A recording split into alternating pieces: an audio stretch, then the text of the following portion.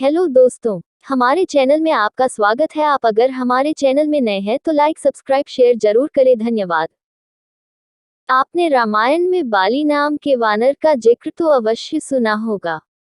बाली भगवान सूर्य देव का पुत्र था तथा किष्किंधा नगरी का राजा था जो कि भूतल में बसाई हुई थी। बाली के पास एक अनोखा वरदान था कि युद्ध भूमि में कोई भी शत्रु उसके सामने जाता था तो उस शत्रु की आधी शक्ति उसके अंदर समा जाती थी।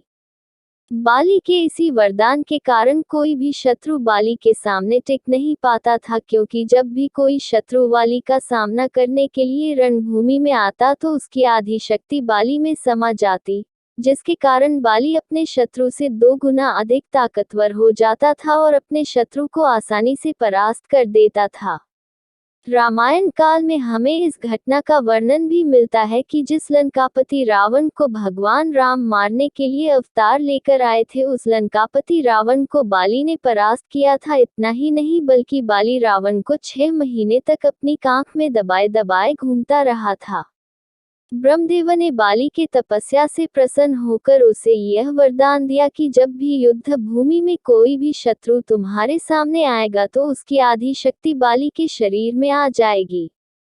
ब्रह्मदेव द्वारा मिले इस अनोखे वरदान के कारण बाली हर शत्रु पर विजय प्राप्त कर लेता था और इसी कारण उसे अपने शक्ति पर घमंड होने लगा।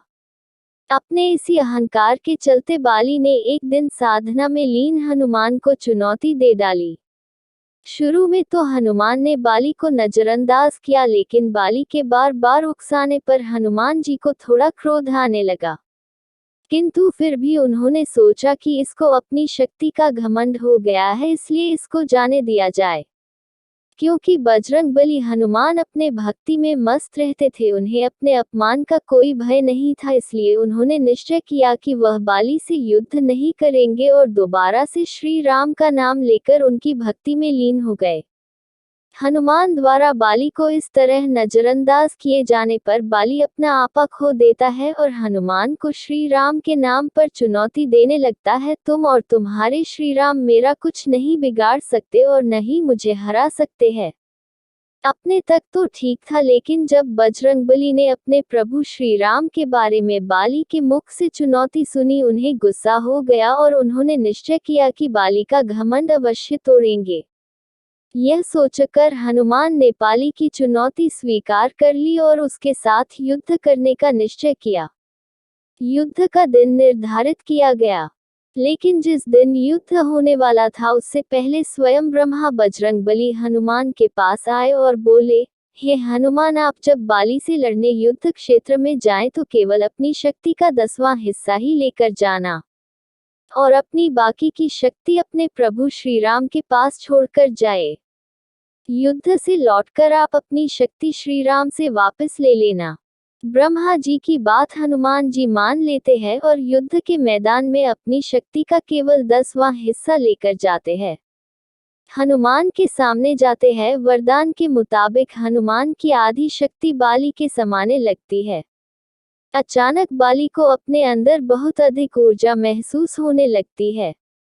जैसे जैसे हनुमान की शक्ति उसमें समाती जा रही थी, बाली की हालत खराब होने लगती है। बाली की नसें फूलने लगती है तथा उसके पूरे शरीर पर पसीना आ जाता है।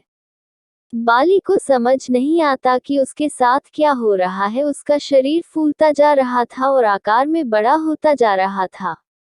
बाली को यह लगने लगा कि उसका शरीर मानव जैसे फटने ही वाला था। तब अचानक ब्रह्मा जी प्रकट हुए हैं और बाली से बोले कि तुम अपनी जान बचाना चाहते हो तो बजरंगबली हनुमान से जितना हो सके दूर भाग जाओ। हनुमान जी इतने अधिक शक्तिशाली है कि उनकी शक्ति का केवल 5% हिस्सा भी तुम अपने शरीर में धारण नहीं कर पा रहे हो, और तुम हनुमान से युद्ध करने की सोच रहे थे।